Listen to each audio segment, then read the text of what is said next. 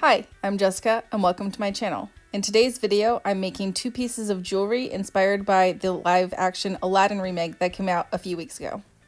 The clothing and jewelry in the film were so pretty that I wanted to make something inspired by it.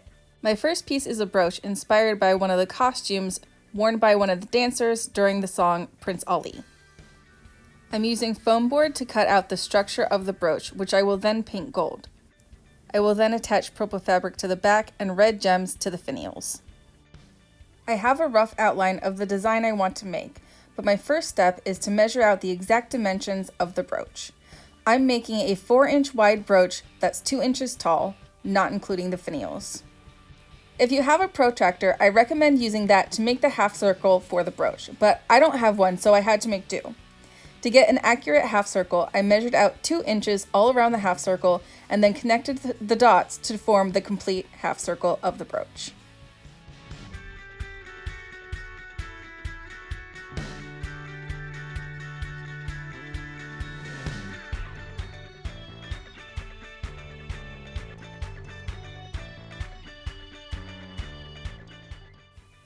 The next step is to repeat the process half an inch inside the first outline.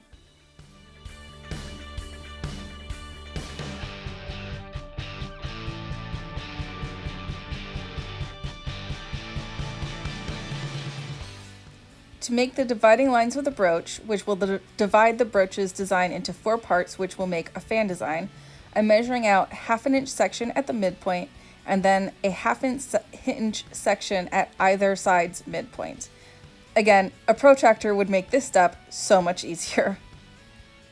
Before I move on to actually draw in my dividing lines, I'm designing out my finials that will sit on top of each dividing line. I then cut out my design on scrap paper and draw that outline around the top of my half circle where my dividing lines will go. I'm drawing the finials this way so that each finial will be the exact same all around the brooch.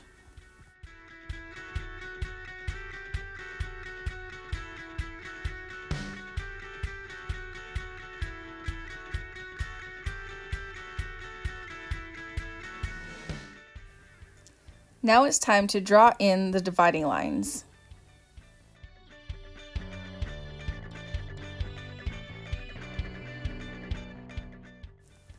This next step is entirely optional, but because I was so tedious drawing out my design, I wanted to trace out the design I drew onto the foam board before I cut it. That way, if I messed up when I was cutting my foam board, I had my design already traced out and I wouldn't have to measure everything out all over again.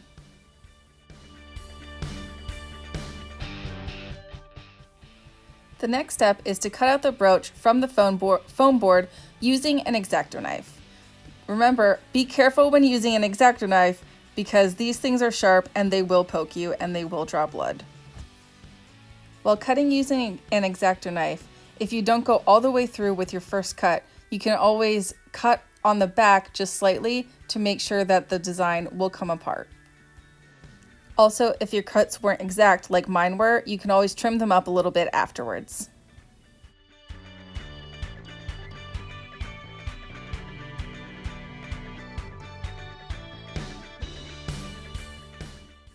The finials will be the most difficult part to cut around because they're small and they're circular. But remember, you can always take away, you can't put it back if you cut too small to begin with. So start with larger cuts and then start going in to do the smaller cuts to remove more of the poster board and get the finial to the correct size.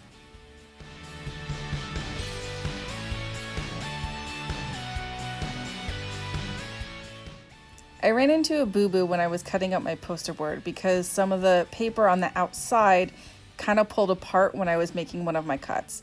To fix this, I'm simply taking a tape roller, putting some tape down and then sticking the paper back onto the inner poster board, and that seemed to work just fine.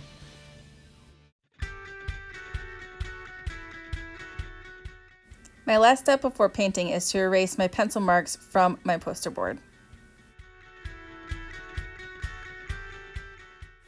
The next step is to paint my foam board. The design in the film was gold, so I'm using my trusty gold paint for this brooch. I'm beginning by painting the inside and outside edges of the brooch. I want all visible parts of the brooch to be painted gold, but this will also seal the edges of the foam board to prevent any of the inside from flaking off.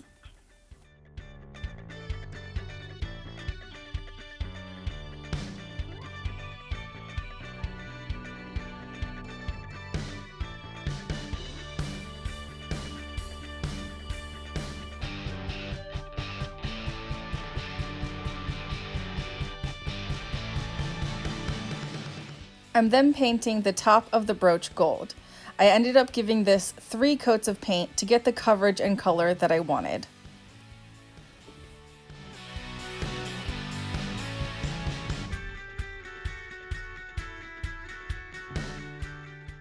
Once all of my layers of paint have had a chance to dry completely, it's time to apply the backing fabric. I'm using a purple fabric for this brooch to match the costume from the movie. I'm measuring out a small section of the fabric to work with for the brooch and cutting the size that I need. I'm then flipping the foam board over and laying the fabric on top. That way I can take a pen and mark out where I need to cut. To make things easy for myself, I used tape to stick the foam board to the fabric while I drew out my outline. That way the fabric didn't move and I got a correct outline. Like I did with the foam board, when cutting the fabric, I'm starting with cuts larger than the final design that I want, and then going back in to trim the fabric down to the correct size. This way, I won't accidentally cut off too much too early. The next step is to glue the fabric to the back of the foam board. I'm using jewelry glue, but super glue would also work. Before I start gluing, I'm taking a pencil and marking on the foam board where I want the fabric to sit. This makes lining up the fabric easier once I put on the glue. Now it's time to start gluing. I started in the middle and worked my way out. To secure the fabric to the glue, I used the back end of a paintbrush because when I used my fingers, they were sticking to the glue.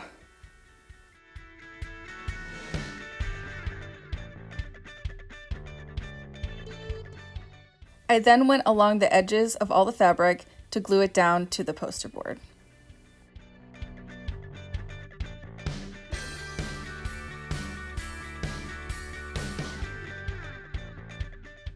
Once all the edges were glued down, I let the glue dry completely.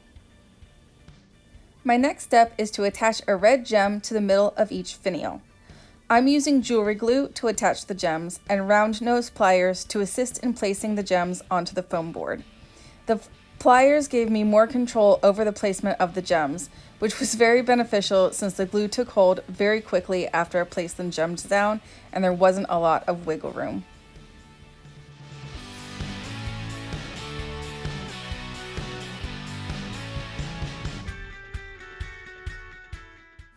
I then repeated the gluing process with gold gems, attaching them to the front of the fabric.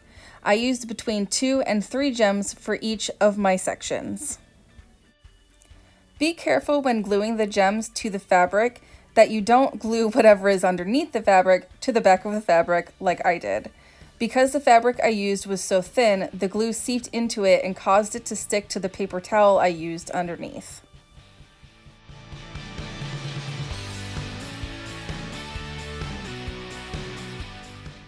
Once the gems are all glued down and dried, the final step to make this brooch is to attach a bar pin to the back. I'm using a bar pin with adhesive already attached. This makes it easy to attach the pin to the foam board. Simply peel off the back and stick the pin to the foam board. If you use a bar pin that's not adhesive, use jewelry glue to attach the pin to the back of the foam board.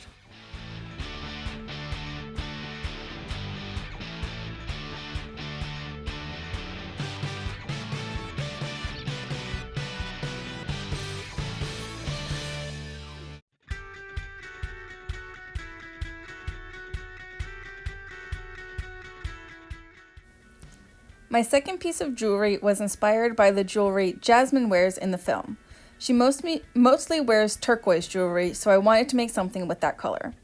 I chose to make a bracelet with turquoise beads, I can't say that word, turquoise beads paired with silver and white beads.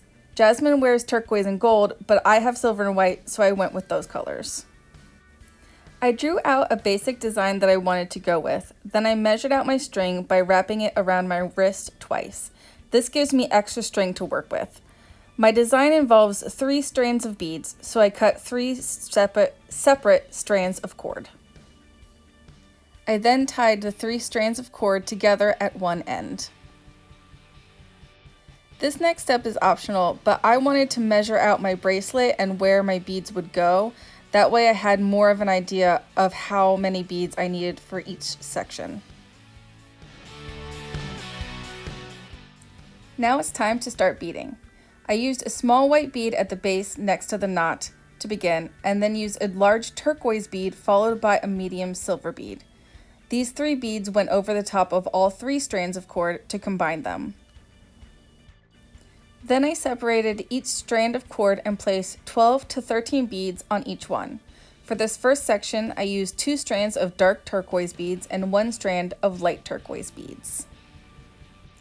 I then combined my strands again to place a silver, large turquoise, and silver bead.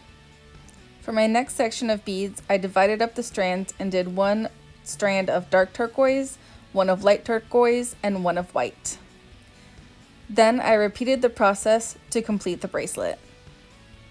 Then I ended the bracelet by doing 1 silver bead, 1 large turquoise, and 1 small white. I then knotted off the end of the bracelet. Because I didn't use stretchy cord, I needed to add a clasp to the end of the bracelet so that I can wear it. I attached a jump ring to one end of the bracelet and a clasp to the other end. I then used jewelry glue over the knots to secure both ends. I use a paper towel technique to apply the jewelry glue to the knot. That way I can move the jewelry glue around without getting my hands gluey. Once the glue dried completely, I cut off the excess cord from both ends, and then I have my completed bracelet.